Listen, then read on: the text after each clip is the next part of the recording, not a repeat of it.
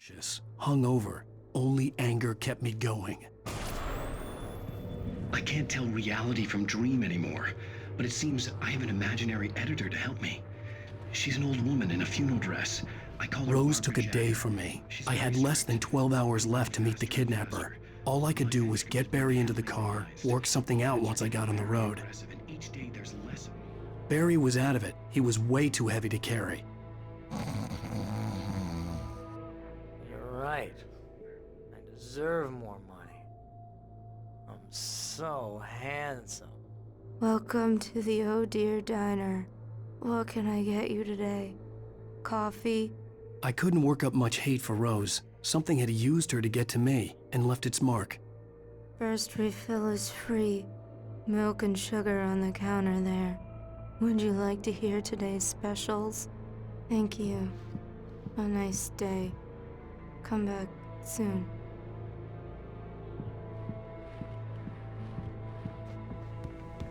My gun and flashlight were gone. I'd have to find a way to get Barry into the car as quickly as possible. There was no time to waste. Mr. Randolph liked Rose. That little smile she had. How she was still sweet when life had tried so hard to make her bitter. It wasn't any of his business what she did in her trailer. But those strangers, the writer and his smart-ass sidekick, looked like trouble. And they'd been in there for hours, way past her normal bedtime. He reached for the phone and called the sheriff's station.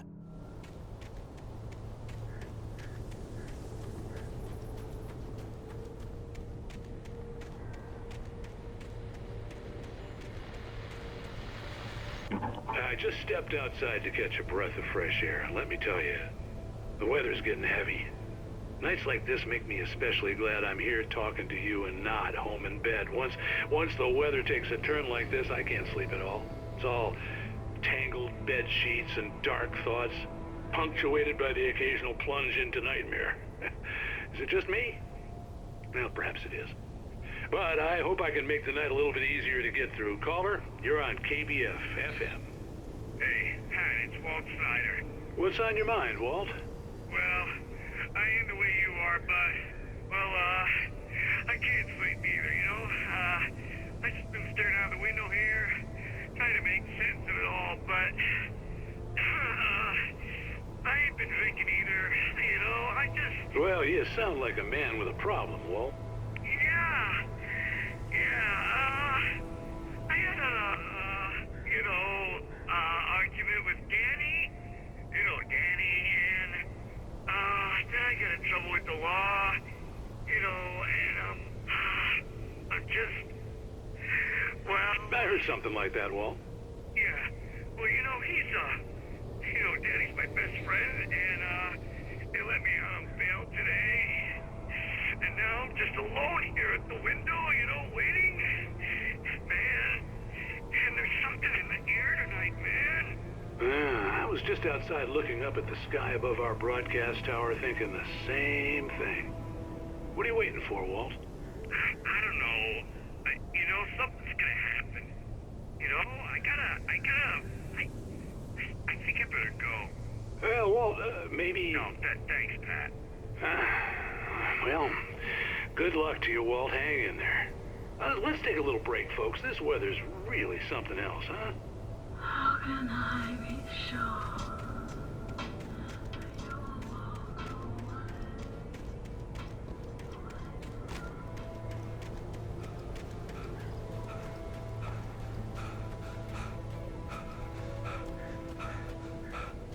Oh, you're gonna get it now. God knows what you've done to that poor girl. This is Agent Nightingale, FBI! Get him up, Hemingway! You're under arrest! You move a muscle, I'll unload right in your goddamn face! Stay right where you are, Spillane!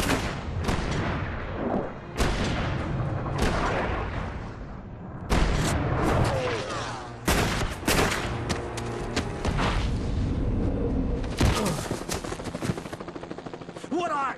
I'm standing right here, you goddamn maniac!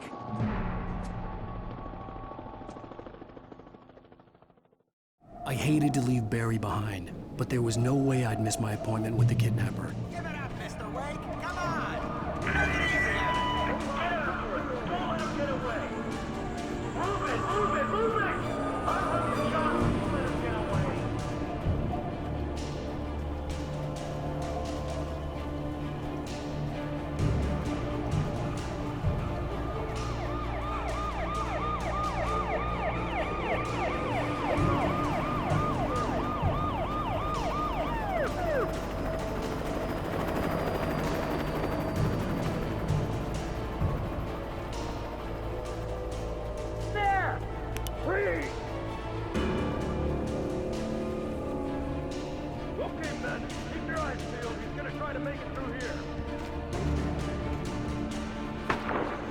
Oh, damn.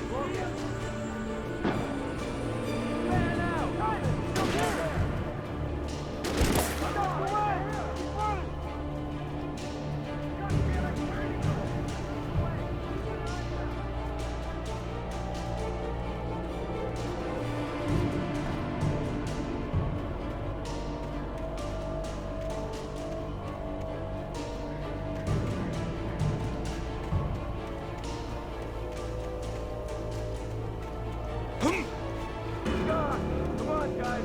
We need to head him off.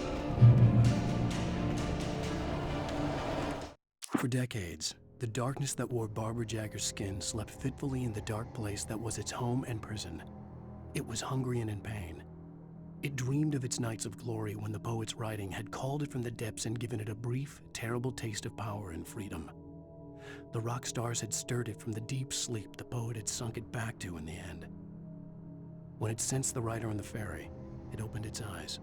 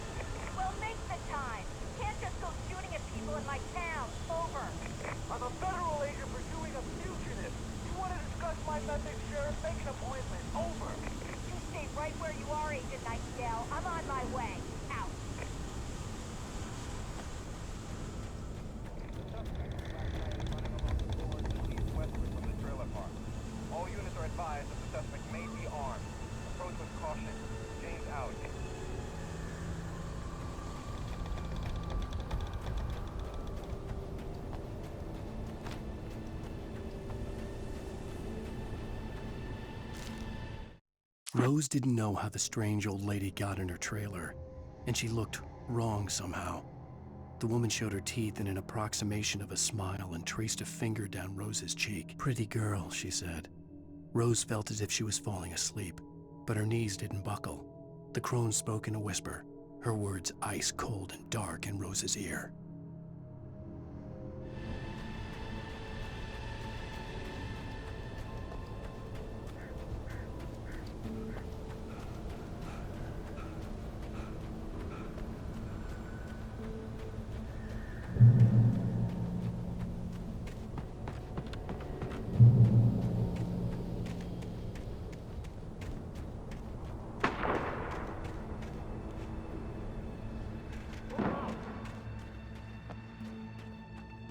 Search the area.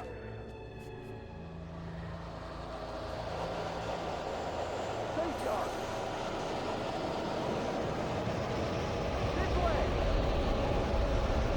Over here. Who's there?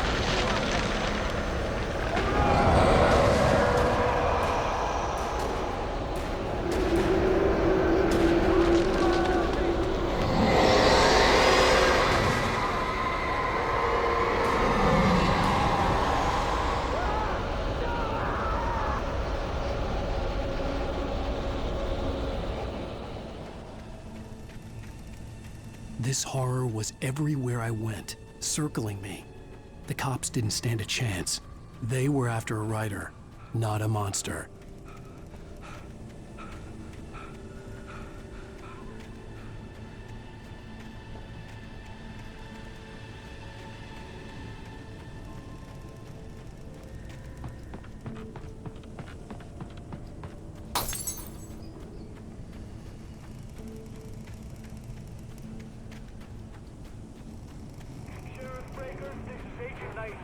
I've lost contact with most of the men you assigned to me.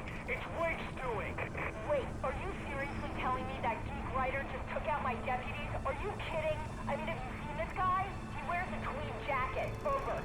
He's the guy we're chasing. If it's not him, who then? Big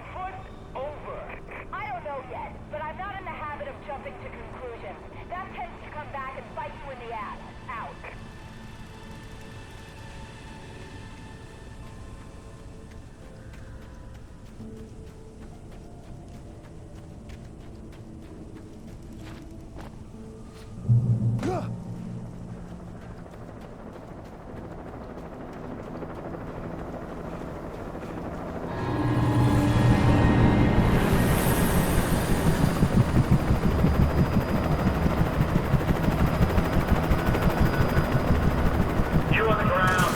Hold it right there. There's nowhere to run.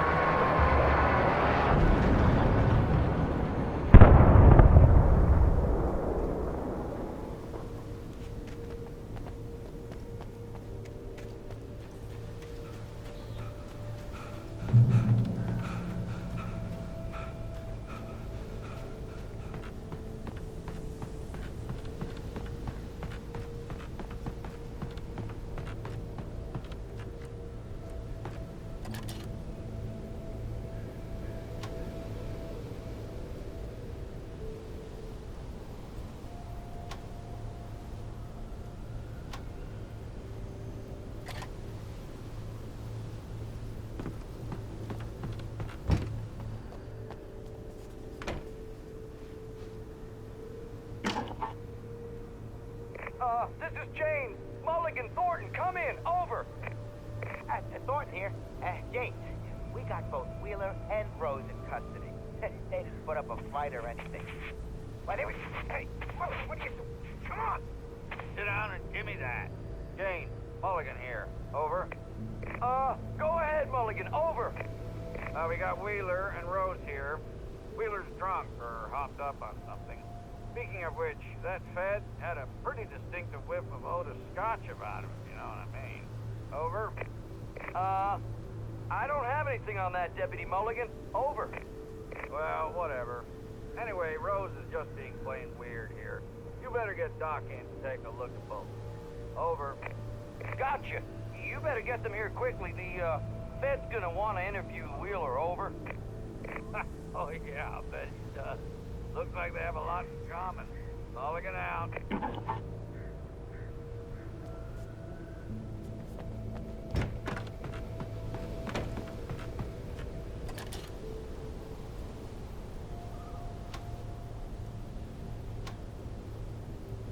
I could see the lights of the radio station in the distance.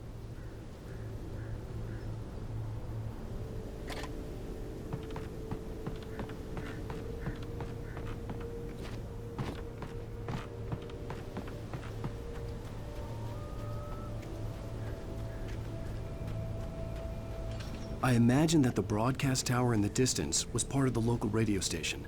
Maine seemed like a decent guy. Perhaps he could give me directions to the coal mine.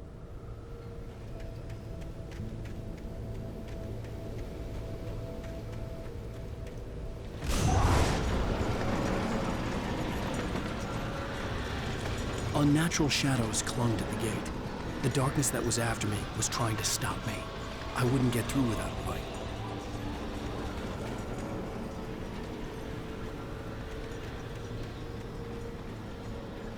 There was no power to the searchlight.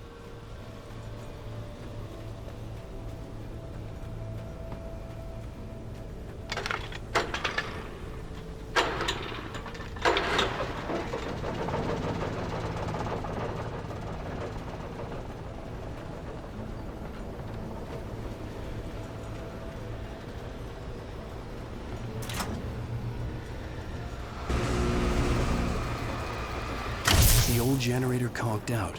I'd have to see if I could fix it and try again.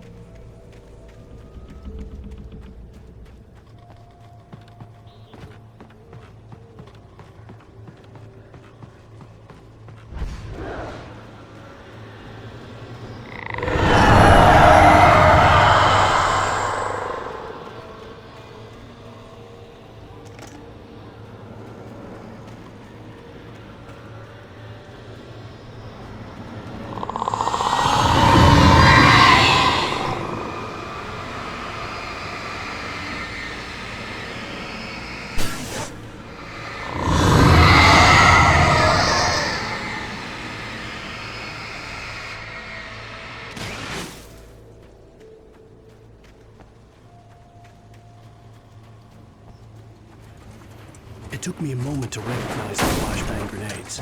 They were an ideal weapon for my situation. Team 1, come in. Over. Team 1, this is Sheriff Breaker. Report. Over. Team 2, come in. I need a report. Over. Come on, guys. Talk to me. Come in, please. Over.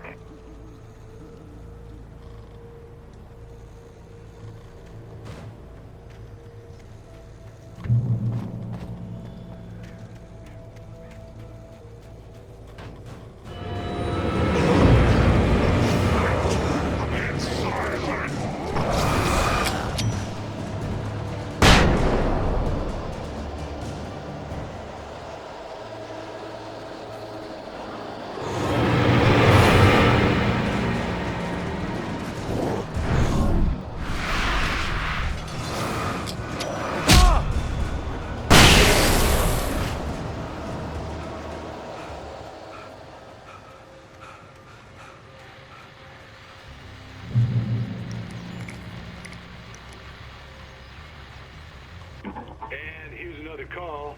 You're on KBF-FM with Pat Maine. It's Milt Peabody, Pat. What's on your mind, Milt? Well, I live near the trailer park, Pat, and there's a big ruckus going on over there. Well, that's just up the road from me, too. What's going on, do you know? I don't know, but there's a bunch of police cars there, lots of sirens, a helicopter buzzing around, and I think I heard some gunshots. Gunshots? Yes, sir, like from a pistol. So can you find out what's going on? Because it's just next door and they're popping off guns there. They're still shooting? No, it was maybe 10-15 minutes ago. It sounds serious, Pat. I'm telling you, it don't sound like no party. I'm certainly going to give the station a call, Milt. Okay. You'll hear it here as soon as I hear from them. Okay, thanks.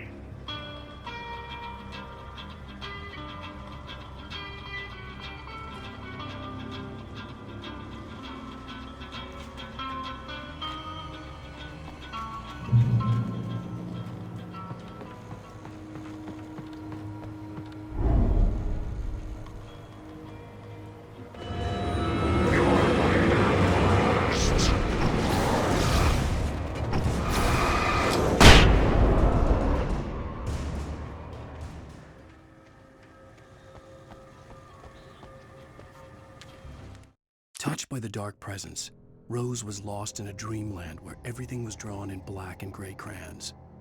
The old lady had promised her that all her wishes would come true. She would be Alan Wake's muse. She was smiling so hard it hurt her face.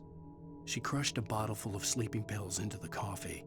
Deep down inside, she was screaming in terror.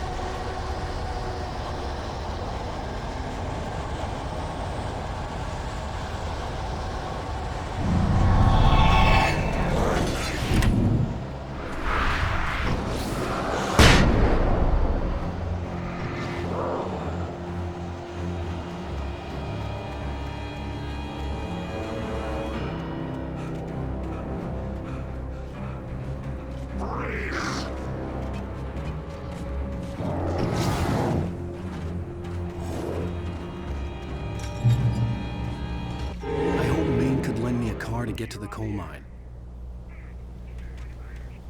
Why, hello, Lorna. What do you have for us? Well, I just don't see why the cops bother with the trailer park. What do you mean? It's a trailer park. Of course you're going to have trouble in a place like that. I mean, what do you expect? The sheriff should be helping us normal citizens instead of wasting resources on those people. Well... Let the trash sort themselves out. I'm sorry, but my granddaddy settled in Bright Falls in 1911. Well, thank you very much for that compassionate viewpoint, Lorna. How can I be sure?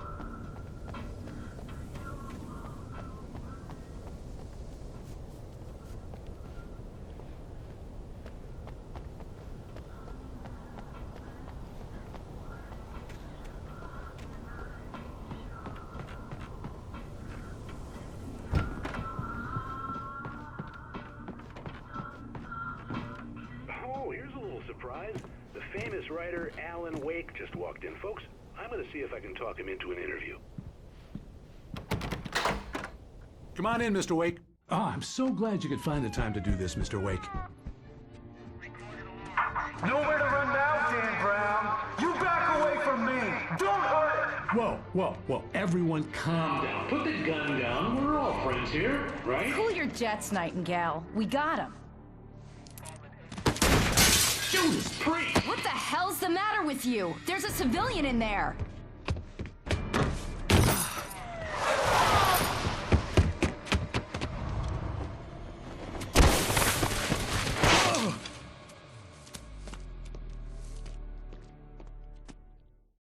I'll get you yet, even if it kills me. You hear me?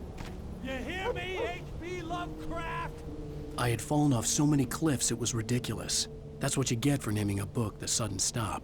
It was probably good I hadn't had the chance to tell Maine where I was going. I'd have to lose the cops and find my own way to the mine.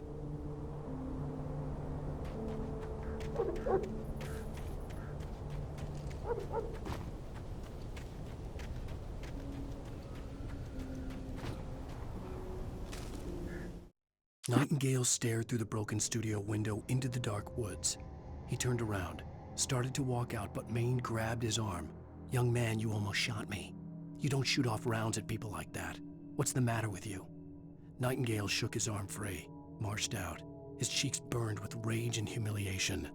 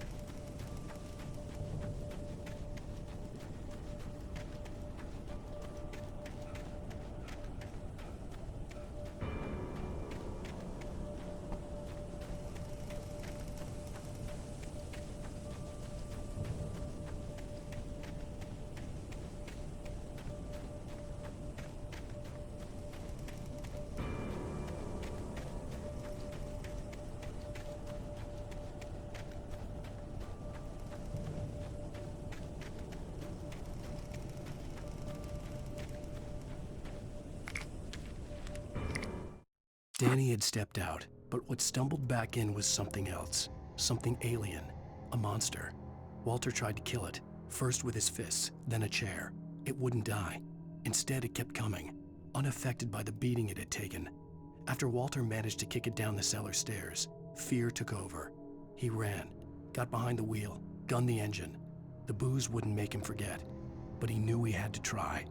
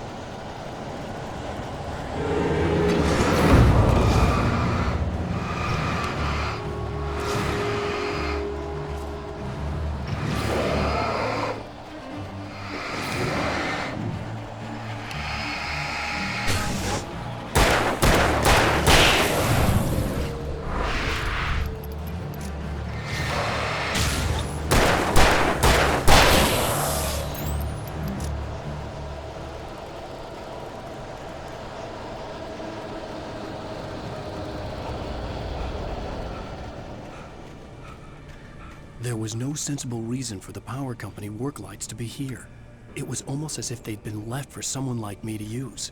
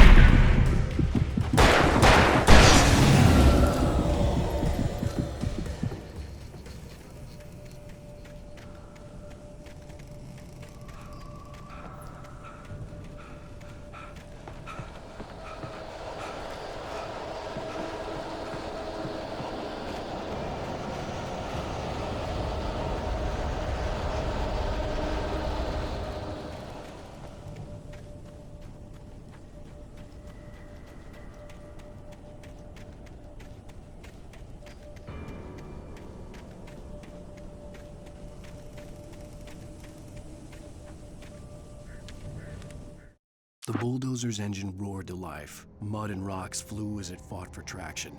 It crashed through the concrete wall and landed heavily in the yard. If it were an animal, it would have shaken its head after the impact, fixed its eyes on me, and charged. Of course, it had no head, nor eyes. Shadows crawled on its form, twisting it into a monster. Then, it came for me.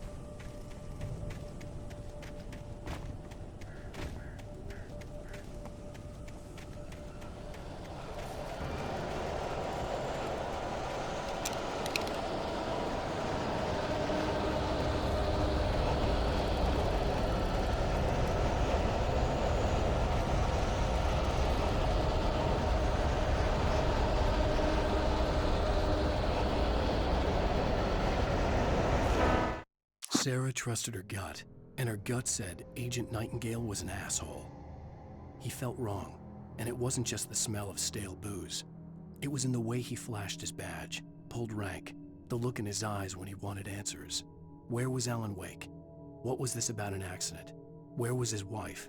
And most importantly, why did she let Wake go? He wouldn't answer her questions. Federal business was all he'd say.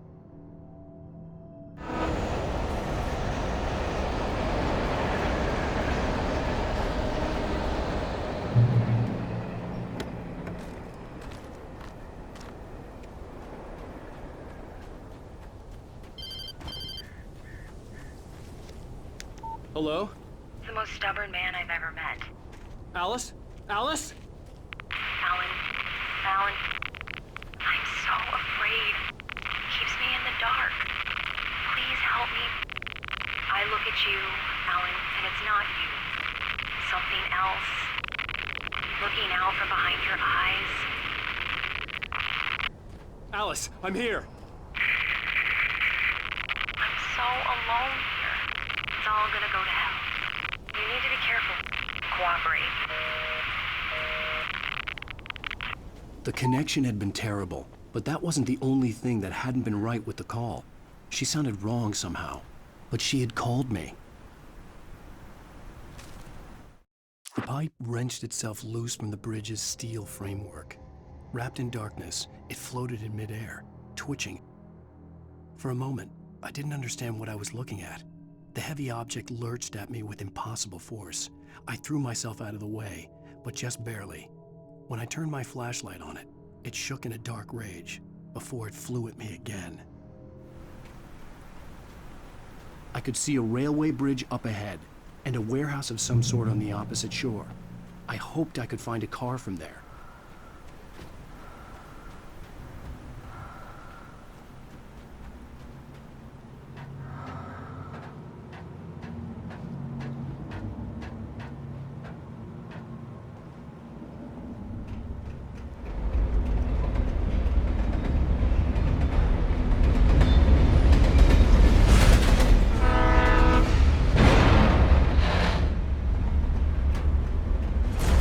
That was pursuing me was growing stronger, and it was taking over everything in its path.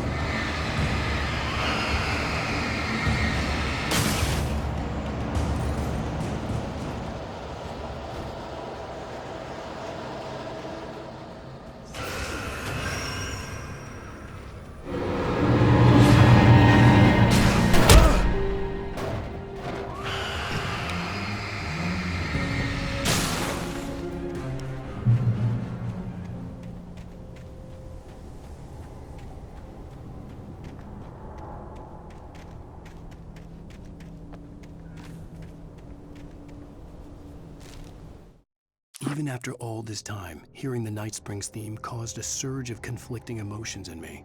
It'd been my first real writing gig. Barry had known a guy who knew a guy, and suddenly I'd been a semi-regular writer on the show. I'd always been ashamed of the job. Felt it was trash. I'd wanted to be an artist, a novelist. I'd been naive back then. It had taken a long time to learn to be proud of the work.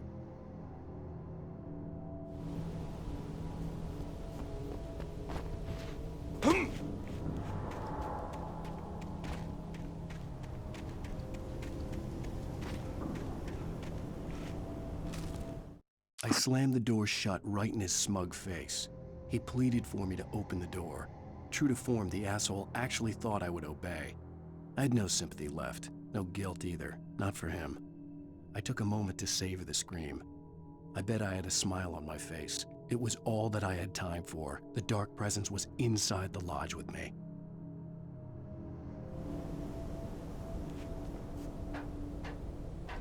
As a teenager, just starting to get interested in writing, Stephen King had been a source of inspiration to me. I thought about all the inanimate objects that had come to life in his books. No one is safe in a good horror story, certainly not the protagonist. That's what makes them fun. This was anything but.